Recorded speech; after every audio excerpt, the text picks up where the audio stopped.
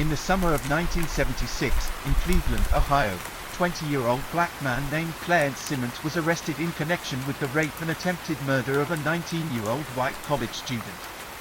The incident occurred late at night near the university campus. The victim had been attacked, brutally beaten, and left unconscious in a nearby alley. She survived, but her recollection of the attacker was vague. Police canvassed the area, and Clarence, who happened to be walking home from his job at a local diner, was stopped and questioned. He had no prior record, no weapon, and no link to the victim. But he fit the general description the victim gave, a young black man of medium build.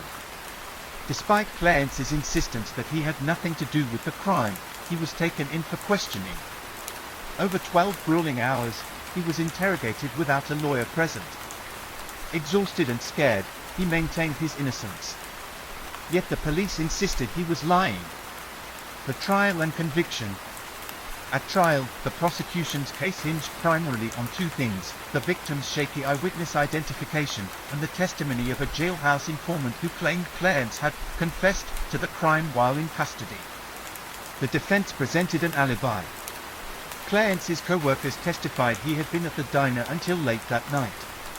But the timeline was unclear, and the prosecution argued that he had enough time to commit the crime afterward. There was no physical evidence linking him to the scene, no fingerprints, no hair samples, no blood.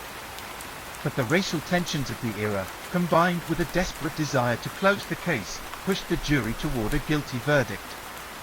Clarence Simmons was convicted of rape and attempted murder. He was sentenced to life in prison. He was 20 years old. Life behind bars. Prison was brutal. Clarence spent much of his early years in solitary confinement after altercations with guards. He lost touch with friends, family, and eventually, hope. His mother died while he was incarcerated. His siblings moved away, unable to bear the pain of watching him waste away behind bars. Year after year, Clarence filed appeals, all of which were denied. He learned to read legal texts, writing his own petitions from the prison law library. He watched younger inmates come and go, many of them serving shorter sentences for more severe crimes. Clarence's case became a ghost story, a quiet injustice no one seemed to care about. But he never gave up. The breakthrough. In 2019, the Ohio Innocence Project took on Clarence's case after a new law allowed for old biological evidence to be retested using advanced DNA methods. For decades, the evidence from the 1976 case had been thought to be lost or degraded. But in a dusty courthouse basement, a box was found. Inside were sealed slides and a rape kit from the original investigation. They were sent to a modern forensic lab. Weeks later, the results came back. The DNA did not match Clarence Simmons. It matched another man, a serial offender who had been convicted of multiple sexual assaults in the late 1980s and had died in prison a few years earlier. The lab's findings were verified and peer-reviewed. They were undeniable. Freedom after 43 years.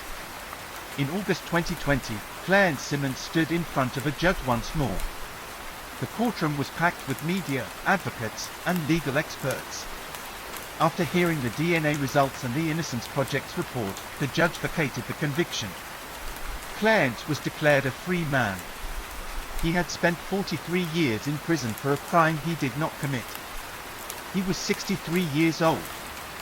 As he walked out of the courthouse, Clarence didn't smile.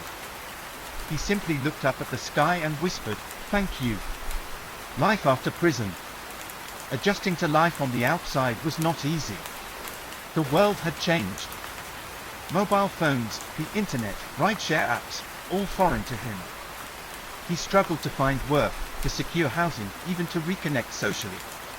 The state of Ohio issued him a formal apology and a $1.5 million settlement, a small sum for nearly half a century lost. Clarence used the money to buy a small home, to travel to his mother's grave, and to support non-profit groups working to free other innocent prisoners. He also began speaking at law schools and criminal justice reform events, sharing his story not with bitterness, but with a warning: if it happened to me, it can happen to anyone. The real cost of injustice. Clarence Simmons missed weddings, births, funerals. He missed the chance to have a family of his own. The system didn't just rob him of his freedom, it erased his youth. He often said, "They didn't just lock me up. They paused my life." And when they pressed play again, the world had moved on without me. But he refuses to let anger consume him. His mission now is to give voice to the silenced. To make sure the unheard truth is finally heard.